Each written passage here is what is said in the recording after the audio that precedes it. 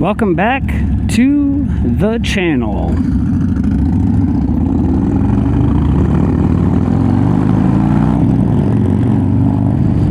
Today's commute is brought to you by the United States Army Corps of Engineers.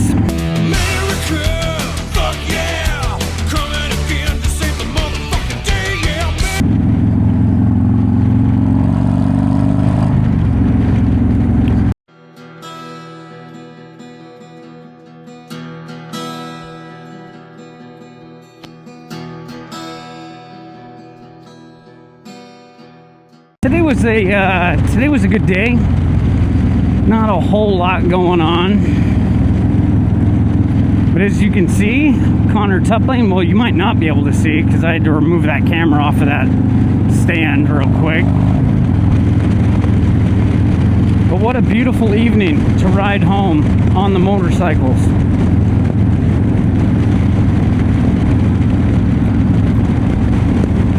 It's fun because in the group that we ride with, everyone basically has a different bike.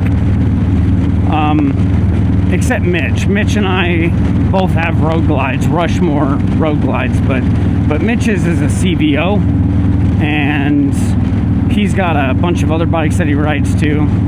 And then you have Connor. He's on an electric glide that has been all the old man stuff has been pulled off of it, so really it's a street glide. And then you have Uncle Rob here, of course, on his 2024 Lowrider ST in the Enthusiast Edition. So it's kind of cool, you know, in the group of riders that I ride with, you get a lot of variety. Now it is all Harleys, but they are all different Harleys. And I think that's pretty cool. There's a gentleman that we work with. I will call him Mr. Green. That's funny for a list of reasons. But anyways, he just bought last weekend, he went down to Rattlesnake Harley Davidson, the same dealer that I bought shark bait here. And he bought a 2025 Road Glide.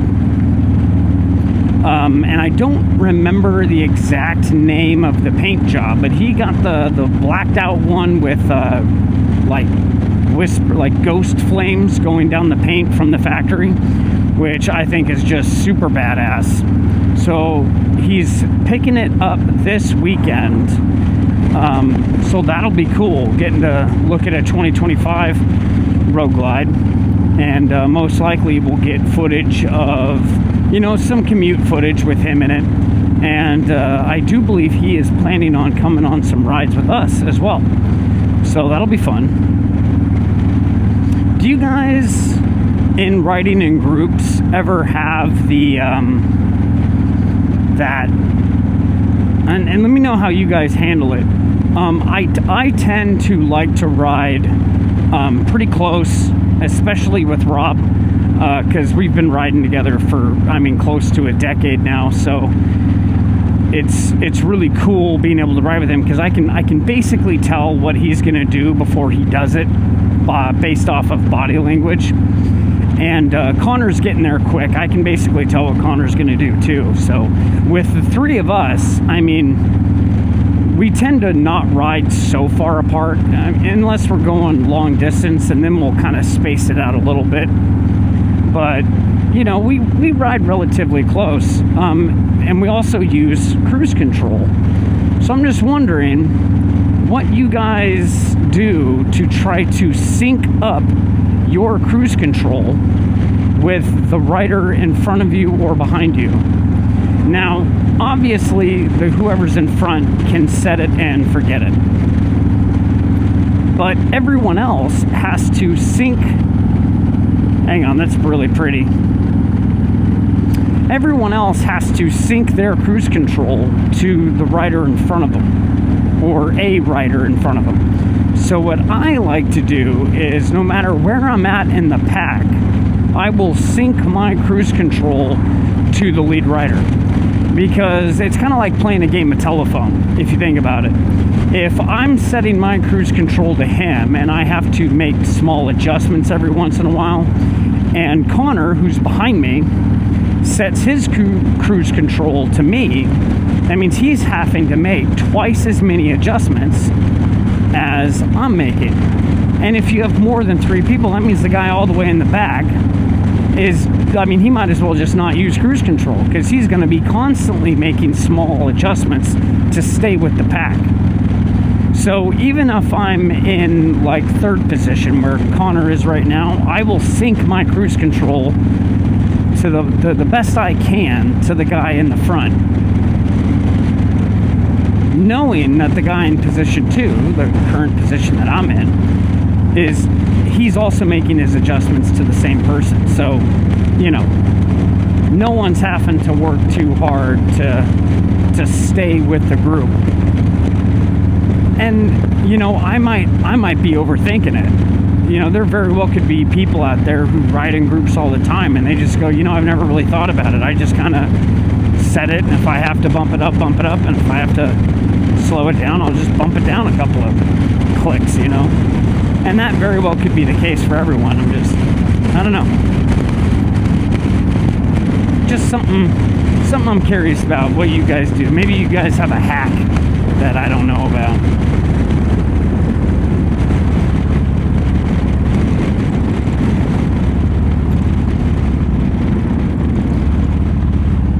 So, might as well take the opportunity and use this video as a first impressions, not first impressions, really I've had them on now for a week and a half.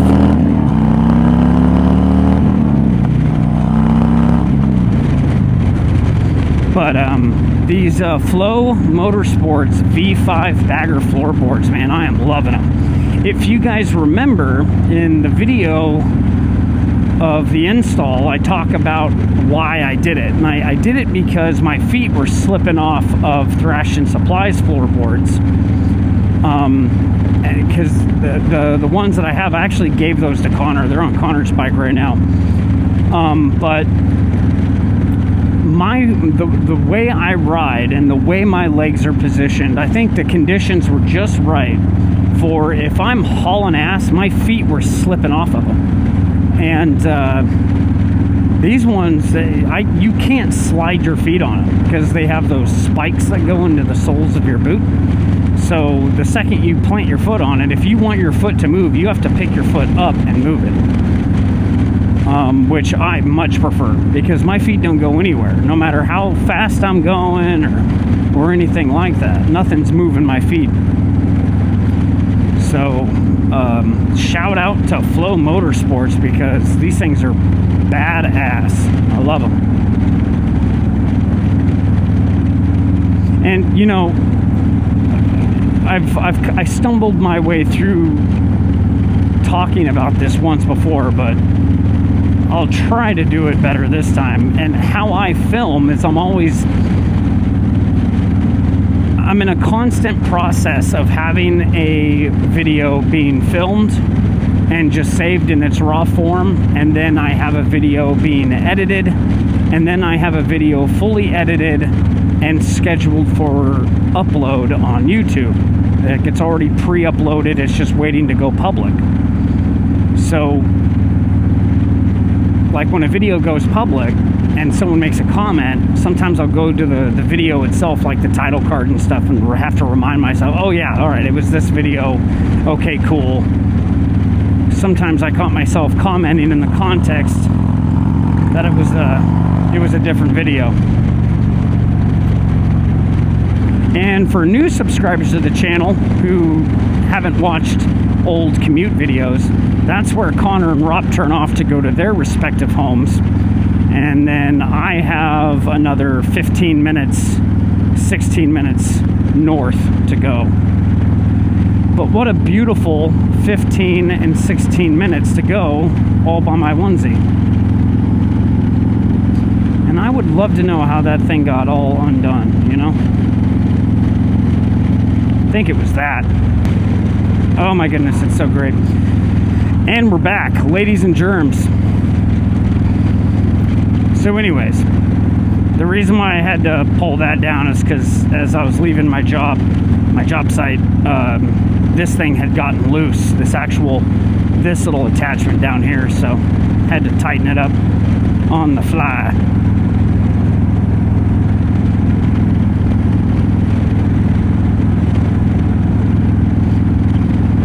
Yeah, what a beautiful day, you know. It's I'm very fortunate. Someone made the comment on the channel not that long ago about, oh my goodness, I would kill to ride in the country that you get to ride in, because where I'm out of, and I believe this gentleman was in West Texas, he said it's just flat for miles, and you know, so flat you could watch your dog run away for 3 days type of thing, which that is a quote from Timmy. And longtime subscribers of this channel know who Timmy is. He's a fellow, that's not his real name, that's his nickname. But he has some pretty funny mannerisms, man. The guy cracks me up. Good dude. We've been trying to get him to buy a bike ever since we met him. We've been trying to get him to buy a motorcycle. Timmy, buy a bike. You know, if you see this video. Timmy. Some guy commented, what beautiful country we get to ride in. And it makes you appreciate it, you know, because you get so used to it. I mean, look at that. It is just absolutely gorgeous. And I am very lucky to be able to ride in this environment, you know. Even if sometimes the winters make it a short riding season, it don't matter. It does a little bit, obviously. You guys know me, I absolutely hate the cold, but it's really hard to focus on the negative when you get to ride in this.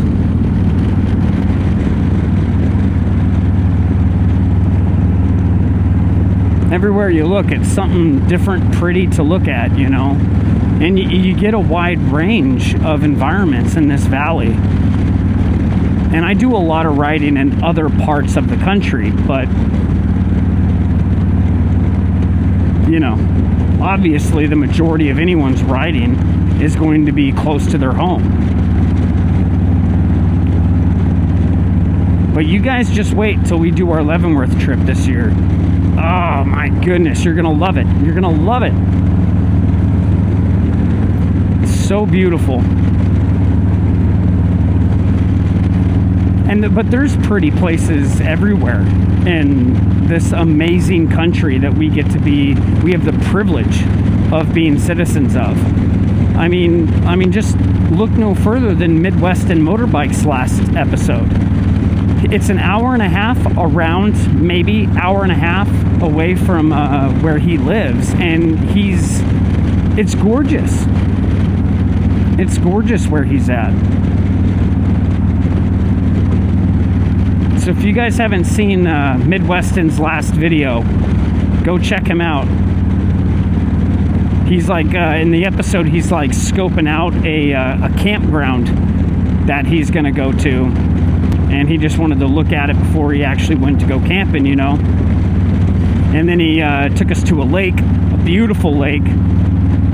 We got to see bubblegum companies. Wayne Manor is what he called it, because I made the comment on his channel. He's like, no, I'm not even just talking about a really big house, guys. I'm actually going to show you a mansion. And then he go gadget GoPro. I laughed so hard, by the way, Midwestern, when you said that. And he holds his camera up as high as he can, and then he cuts to that footage, and you literally see a mansion. I'm talking like early or late 19th century construction types jazz, you know. Huge house. You're probably looking at a 20 bedroom, 25 bathroom mansion. So I made the comment, I think Bruce Wayne lives there or something like that, you know. But it was a really cool video. I really enjoyed it.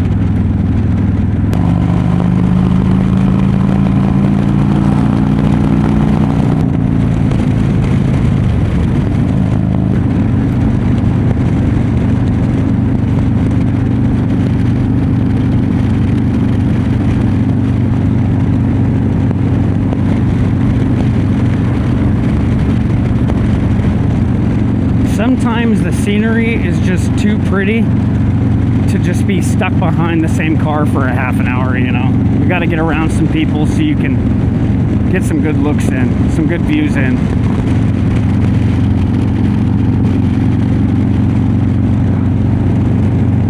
Yeah, see, so this mount, it was just loose up here. I tightened it up, it's holding good. It's a good mount. A lot of articulation in this brand, and I don't even remember what brand it was. I think it's from Chin Mounts. I think it's Chin Mounts' handlebar mount. Highly recommend it. This swivel mount I got off of Amazon, though. That was not from them.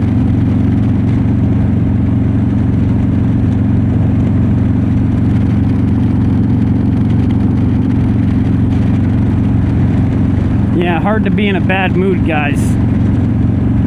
If you find yourselves like being super frustrated at work and then going home and you find yourself still being frustrated at home, my advice to you is buy a bike and use it to commute back and forth to work.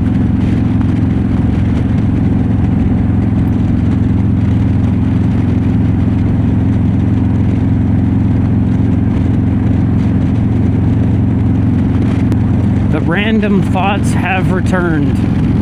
Also, I'm not trying to blow smoke up anyone's ass or anything, but Midweston's video before that one that I just mentioned, he did it was a no talking video, and it was just him, the bike, and some music where he goes up to a lake and he drinks some coffee, pulls out his chair, and it sits down. He's got some really cool like edits in there where he pulls out his chair, you know, and it's a different angle, and then he sets up the chair and it's a different camera angle and all that. And it was so calming when I watched it. His music selection was impeccable. It was just a really nice video. I caught myself just like zoned out watching it, and I felt like I was there. And I hope he doesn't mind. But I want to do several videos like that of just no talking, just some nice music, the bike, the views, because I got plenty of space out here to just go somewhere, prop out a chair, drink some coffee or a Red Bull, you guys know me, and just show you guys this beautiful valley. Speaking of which, he's doing a giveaway, so you guys need to, step one, you guys need to make your subscriptions public, not private, and 2, subscribe to his channel, and you have been entered to win a badass t-shirt and a badass hat that has Midweston Motorbike on it, which I am extremely jealous of because I want one of those hats, and you can't even buy those yet. So make sure you guys go subscribe to his channel to be entered to win. It's badass. Oh yeah, not to mention a toolkit. You get a full toolkit that you can in a roll bag that you can stash in your saddlebag in case of emergencies. So go do that once you're done watching this video.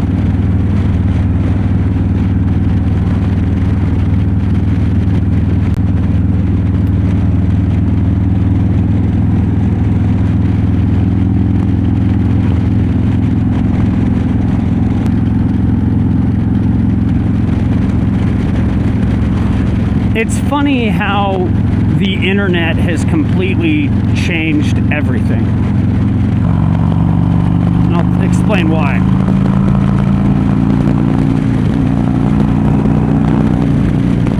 So, with and I think back in the day, I'm a 90s kid. I was raised in the 90s.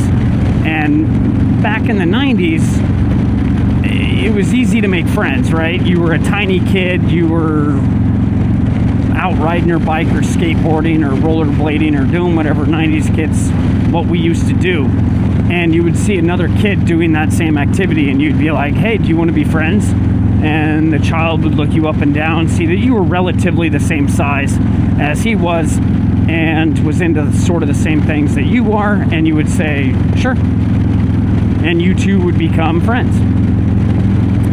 Well, the same thing can be said for modern times. Us 90 kids all grew up, and now everyone's got a social media presence. Not everyone, but basically everyone's got a social media presence, and I can confidently say, oh geez, hit a rumble strip, and I can confidently say that I'm pretty sure me, Mozak, Mild Hogs, and Midweston would definitely get along in real life. We are all veterans. Well, I'm not sure about Mild Hogs. Guys, comment if you see this and correct me if I'm wrong. But I'm a veteran, Mozak's a veteran, Midweston's a veteran. That right there tells you a lot, right? We already have some semblance of patriotism and some feeling of a duty to country, which already I can tell that we would get along. But not only that, but we're also, all three of us are into motorcycling, motovlogging, being a part of this crazy world, interacting with it the way that we do. And it's the same thing. You know, I was thinking about that last night as I'm laying there, and I was like, I would probably consider a lot of these guys that I communicate with on a daily basis. You know, I want to support their channels, they want to support mine. I'm pretty sure I'd get along with every single one of these guys. And then it made me think, that's exactly how we made friends in the 90s. Hey, do you want to see my impression of a velociraptor? And they're like, that's amazing. You want to see mine? And you're like, yeah. What? Did we just become best friends? Yup. I don't know, just my 2 cents. I think it's pretty cool. Especially in today's world, man. Everything is so negative all the time. I mean, I can't watch the news anymore. It's so terrible.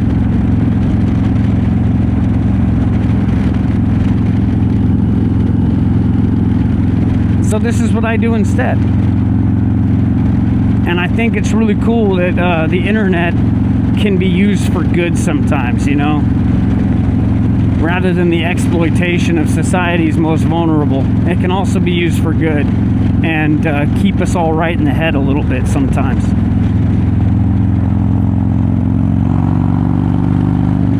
So anyways, I'm gonna sign off here.